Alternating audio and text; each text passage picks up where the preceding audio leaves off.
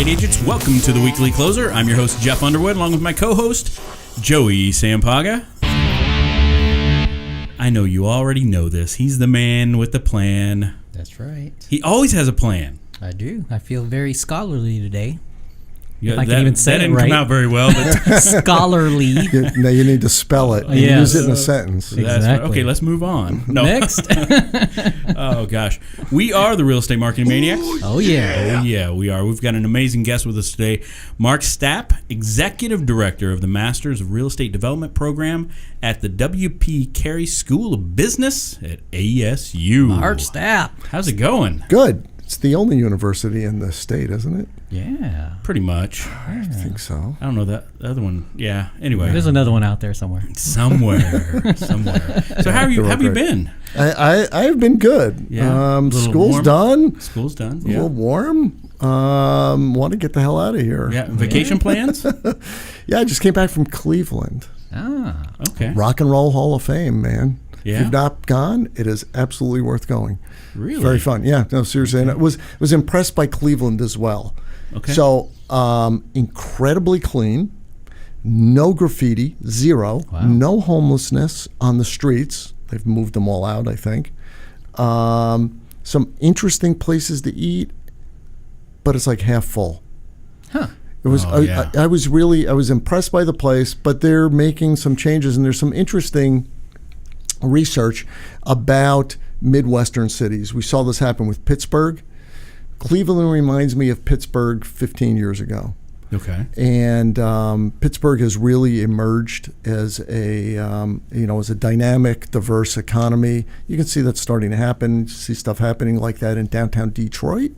And there's something to be said for the fact that they've got all this infrastructure, and they have affordability like we don't even have here. Sure. So some of these places are becoming interesting alternatives, Right. for companies and for people looking for where they want to live. Yeah. Huh. Yeah. I read an article not too long ago about Pittsburgh, and I believe it was looking for graduates from robotics programs because of companies there with the whole self-driving cars and all that. And I want to say the starting salary was like way up there, six figure. I mean, talking over 100,000 to start. It was so yeah. I mean, it's interesting to see what's happening with some of these. And then Vermont is offering $10,000, I think, if you move there. Yeah. So, Really? so you have your choice because there was a thing on NPR this morning about New Zealand who's trying to get people to move there. So Vermont, New Zealand, take your pick, Yeah, man. yeah. If you're trying to figure out that's where you funny. want to Who's live. paying more? Yeah, there we go. So why don't you tell us a little bit about the program? I want to know more about it. Yeah. So sure. the Masters of Real Estate Development Program has been in existence since 2006. We graduated our first class in 2007. I helped create the program as an outside board advisor and have been involved with it since. And in 2009, we moved the school from the School of Design, the program from the School of Design, to the business school. And at that point, the then dean asked if I'd be interested in running the program. And in 2009, there wasn't a lot going on in this market. No, there wasn't. Yeah, and my core business had been building finished lots for publicly traded home builders.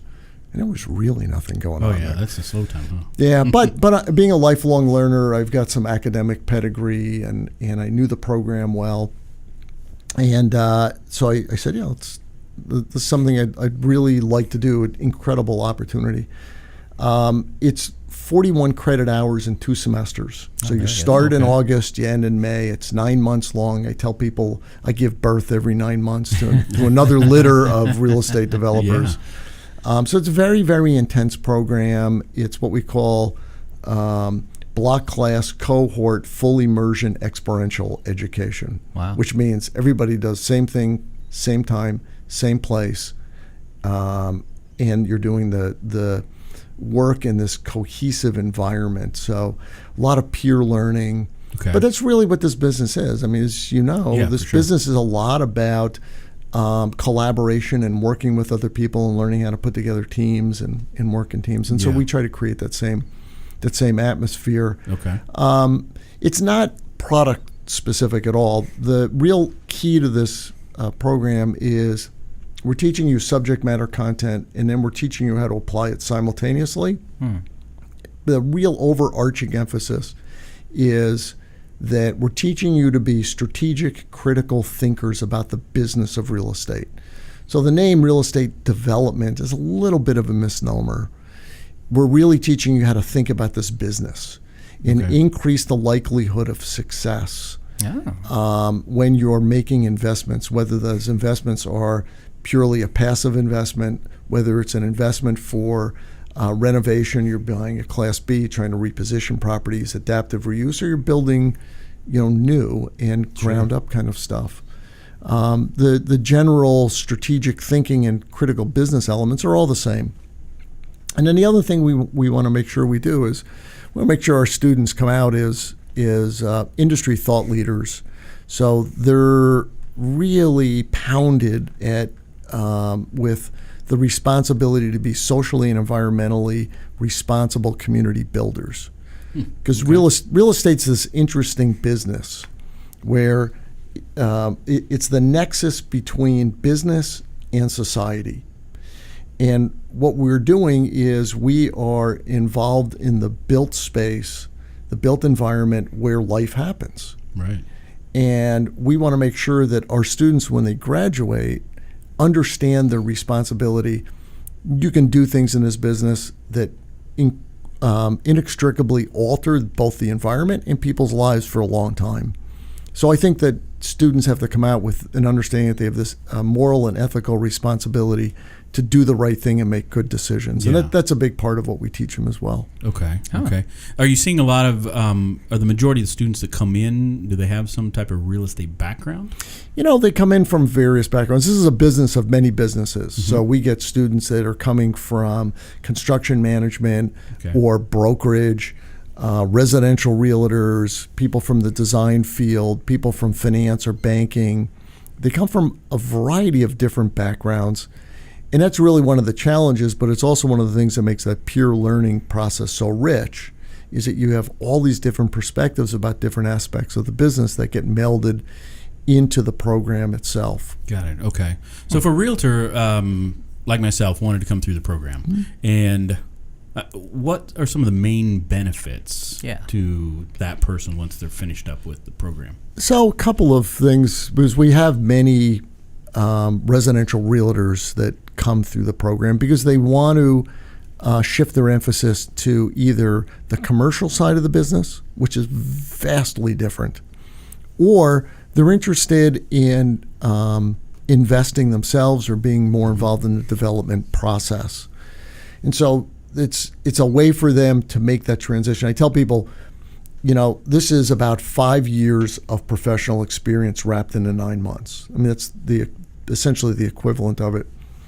And it's a better place to learn how to fail because it's cheaper if you're doing it here to learn what the critical issues are and not get them right and have the feedback and have the support and be able to learn before you launch off and do it yourself, because there is no barrier to entry in this business.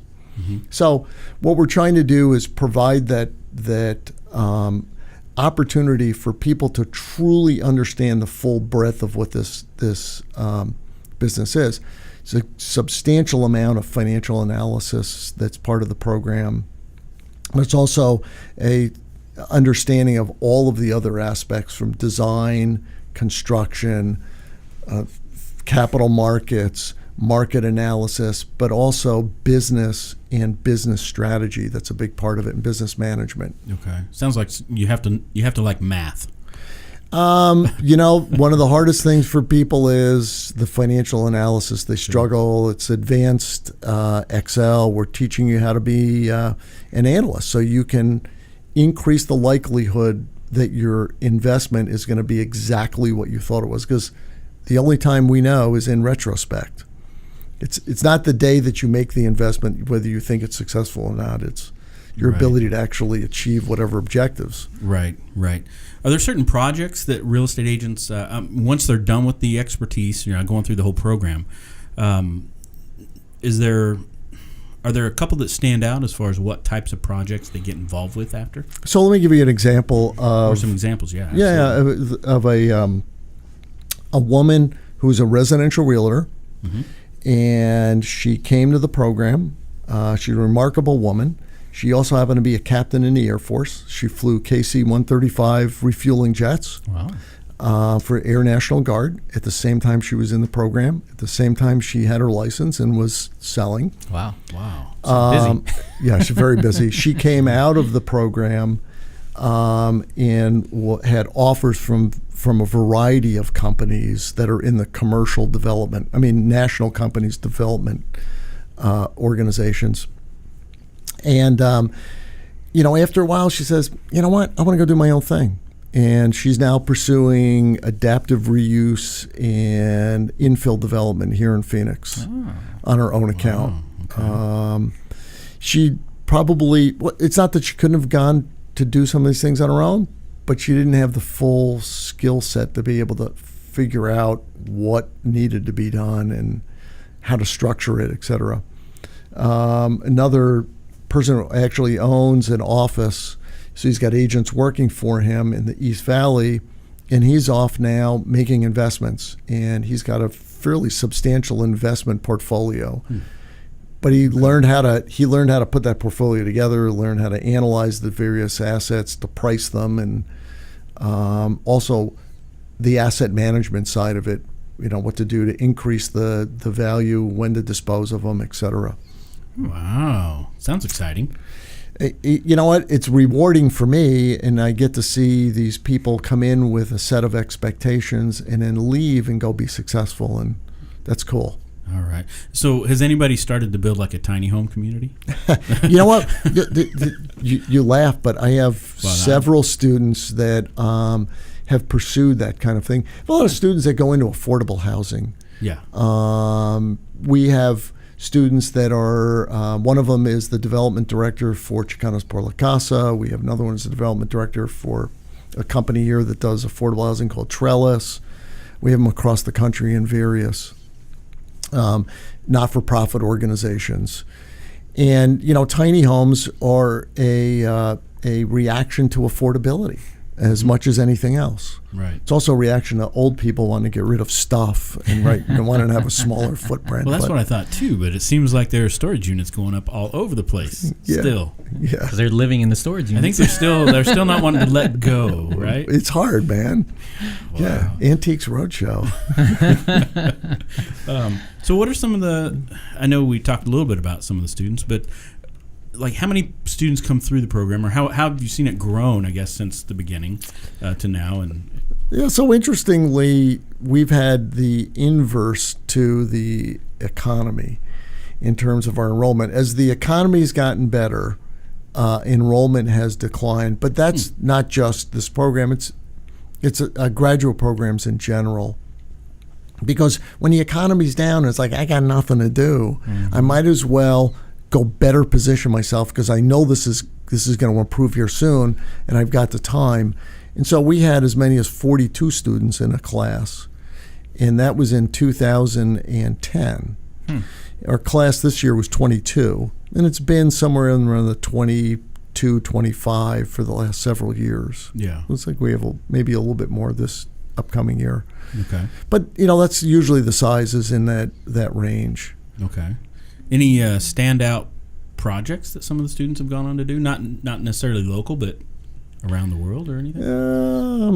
Now you're taxing my... I feel like I've got 320 round numbers alums, and so I feel like a grandparent who can't remember all his grandkids' names. But we've had people involved in projects around the U.S.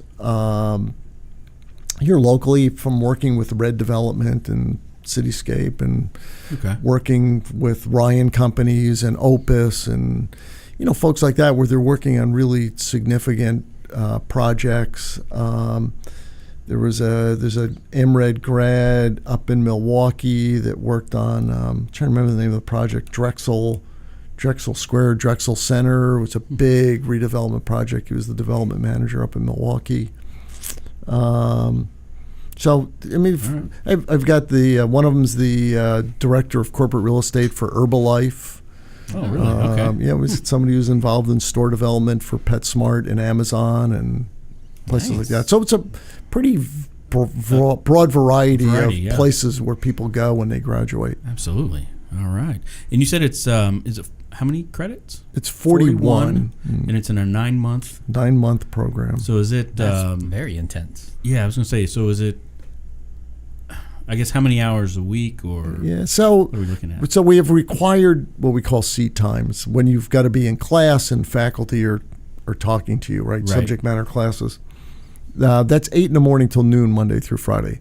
So really, agents, people with a license who can continue to earn a living, it's a perfect kind of program for them, because if they can keep their schedule such that they do their appointments in the afternoon, they've got closings, they got stuff going on, they can still do this. I had one guy, this is a true story, not that I would lie, kind of a silly statement, but these are facts.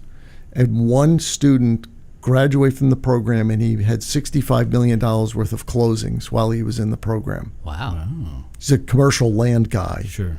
But it's possible to do that. So class is 8 in the morning till noon, Monday through Friday. You have a lot of teamwork. You have access to the facilities 24/7. We give you everything that you need to go through the program.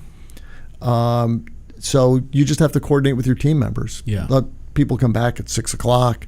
They get together on the weekends. It's at that point, it's totally up to the student. All right. How about thoughts on the local market? What are your thoughts? So I've been here since 1978 and been involved in this business the entire time I've been here. I've done work all over the valley, development projects all over the valley, investments, a lot of consulting work. And I've never seen this market as healthy as it is right now. I'm really happy that we did not come out of the recession like we had in previous recessions. You know, we were known across the United States as a boom-bust economy. And I'll deal with people that are in the capital markets in the coast, and they're like, yeah, well, you guys, you're going to explode, and then you're just going to burn. And I've often said that we need to get rid of the Phoenix as our brand logo. Okay, why in God's name do we want something that periodically goes to ashes and then rebirths itself? And this time coming out of the recession, we didn't. And I think we've had this slow, steady increase in employment and in the development side of our business, adding product. It's been very responsible. It's been very measured. And we almost are remaining at equilibrium. Very little spec development. Spec development that's going on is very well thought out, well located. I would say on the residential side in particular, I think that we're probably undersupplied. We could benefit from some more supply, but it's very hard to get that for a variety of reasons. Right now we're growing at about 2.2%, so that means we're adding about 105,000 people per year, 3.5 people per household, blah, blah, blah. We can calculate this 28,000 housing units that we need annually. You can't do it all with infill. You've got to be able to continue developing on the periphery.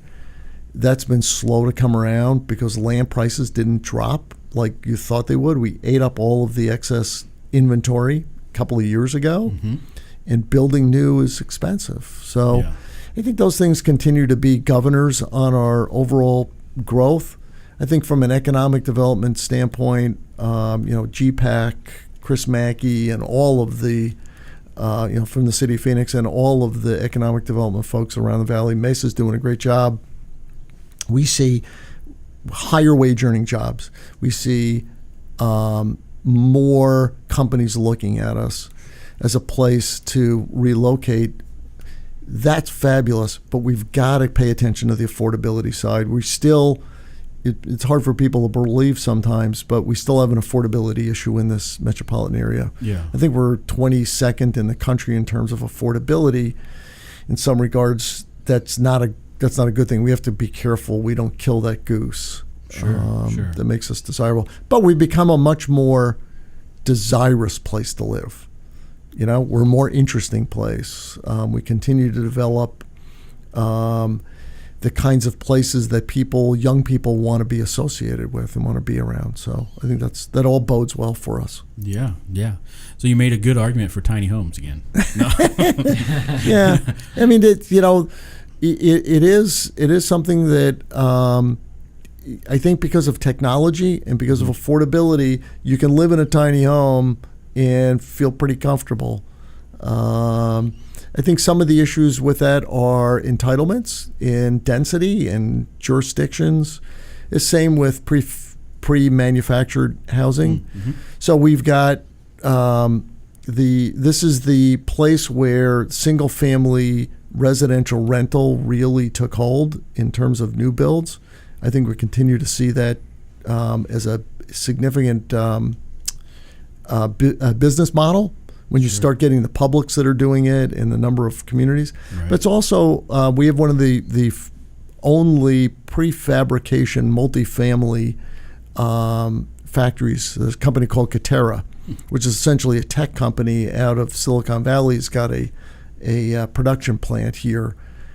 You know, so we're a laboratory in trying to deal with a lot of these various issues in this marketplace. And I think that's also really helpful for us.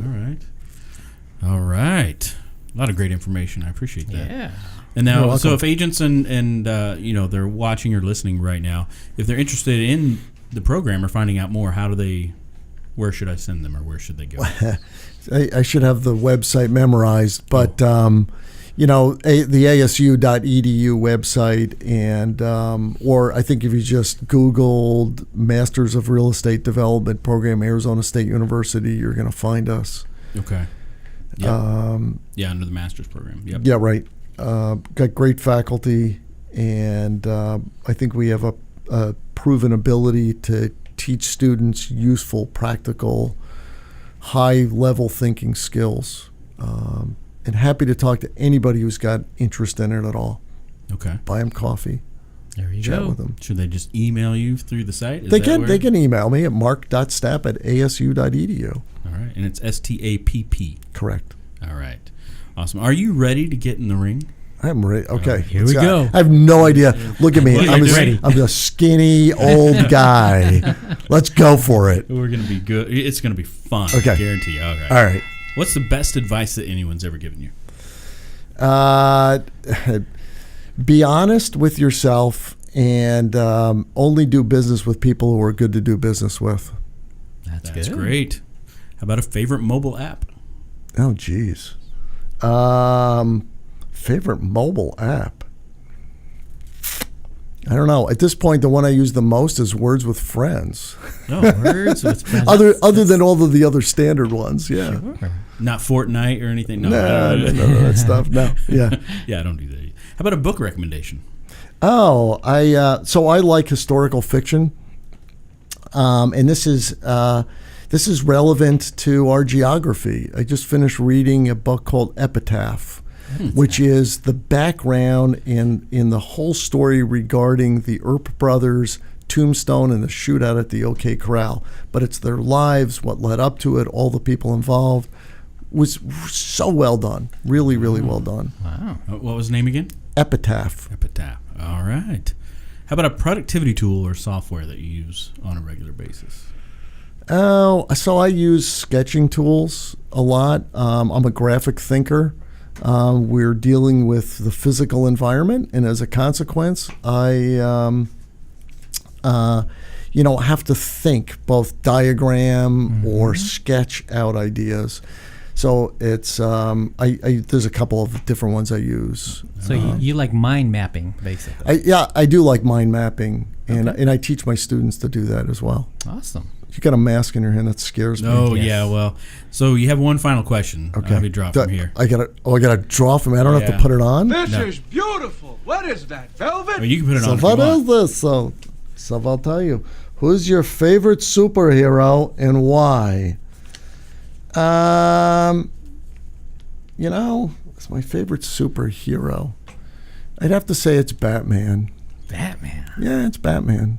Maybe some of this is simply because that's the one that I've watched the most, but He's just a badass, and I like the stuff he has. Okay, I like the car, I like the motorcycle, I like the stuff. He does have cool stuff. He's got cool stuff. I like him. So it'd have to be Batman. I was gonna guess that he would say Iron Man. Iron Man. Oh yeah, okay. And Just because Tony of Stark, how he's snarky. like, into so much. He's pretty snarky. I like the snarky thing. So if I'm sticking with And I Batman, was I'm a thinking of him superhero. being like a developer type guy. He's always that's like, true. coming up with. Yeah, but then my favorite application of the Batman superhero would be the Lego movie. Ah. Funny as hell. Oh, it is super funny. Oh yeah, I loved it. I love that banter. Yeah, no, that was great. Well, thank you so much for being in. You're most This welcome, has been guys. great information. Big time. Yeah, now he's got me thinking. A little Yeah, bit. we can send you to school, Jeff. Is it? So Sweet. listen, I'm trainable. I'm not educable. They learned that a long time ago. They just give me shit to read and to do, and I was like, I'm good with that. So obviously awesome. anybody can do this stuff. No, that's awesome. Well, thanks, Mark, for being in. Thank you guys very And, much. This is my pleasure. Awesome. Hey, until next time, we want to also give a shout out to Fidelity National Home Warranty Yes. as one of the sponsors That's right. for the Security Title Studios. We will see you next time. I'm Jeff Underwood. I'm Joey Sampaga. Adios. Amigos. All right. That was fun, guys.